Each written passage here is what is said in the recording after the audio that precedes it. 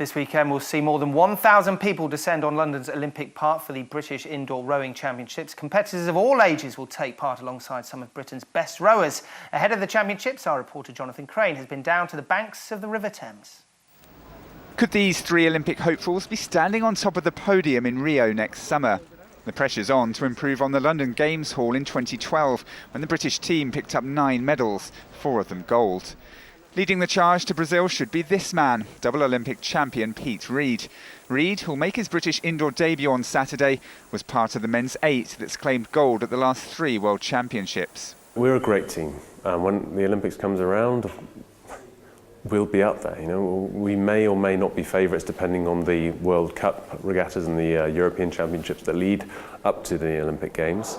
That doesn't really matter to me. I think what matters is that I know I've done everything in my heart of hearts to prepare for the Olympic Games as well as I can, and that way we can hopefully live up to the massive weight of expectation that the British public are undoubtedly going to put on us, quite rightly so. Jessica Layden's never competed at the Olympics, but at the age of 20 is considered one of British rowing's brightest young prospects.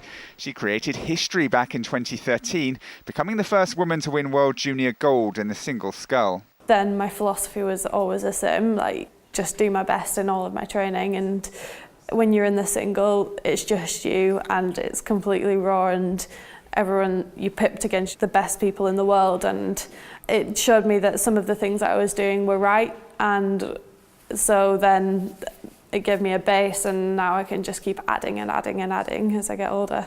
Rowing's one of Britain's best funded and most successful Olympic sports, a legacy that began with such legends as Sir Steve Redgrave and Sir Matthew Pinsent. Since I've been in the team, so since Athens 2004 and then Beijing 2008, everybody is looking to that winning mentality. Steve Redgrave was the start of it, and we all want to be like him. It's tough and hard, but no one would ever dream of cutting a corner because you want an Olympic gold medal. And I think that's why the team's so good now.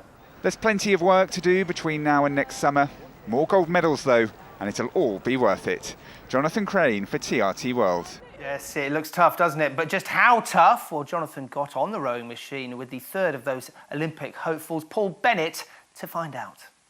OK, Paul, I've got my training kit on. You're going to show me how to become an Olympic rower. Definitely. Let's do it. 5 minutes, we can do it. Right, so let's get this handle. This is obviously meant to be the oar. Yeah. And all we're going to do is just start moving them down, pushing with your legs first. It's so counterintuitive. You want to pull on the arms, right, but you don't want to do that. You want to leave the arms straight and then push with the legs. It often seems to me that rowing is perhaps one of the most difficult sports. I mean, what does it take to become a rower? What kind of person do you need to be?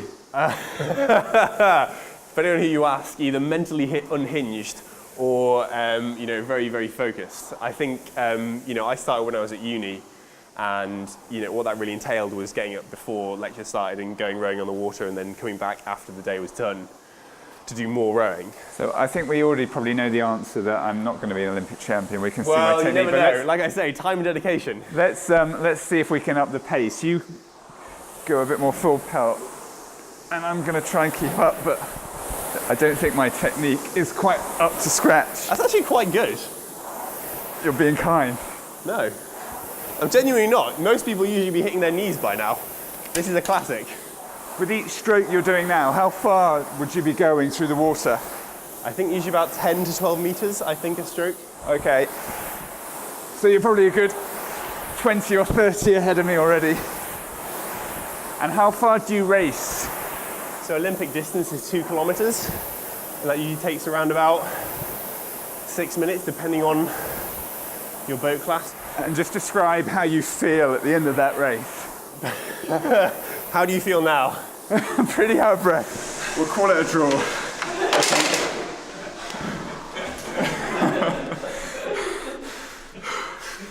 Well done. Thank you. Has anyone got any oxygen? Yeah, I don't think Jonathan will be picking up a gold medal anytime soon. That's it from a Sports World. Many thanks for watching the show. Goodbye for now.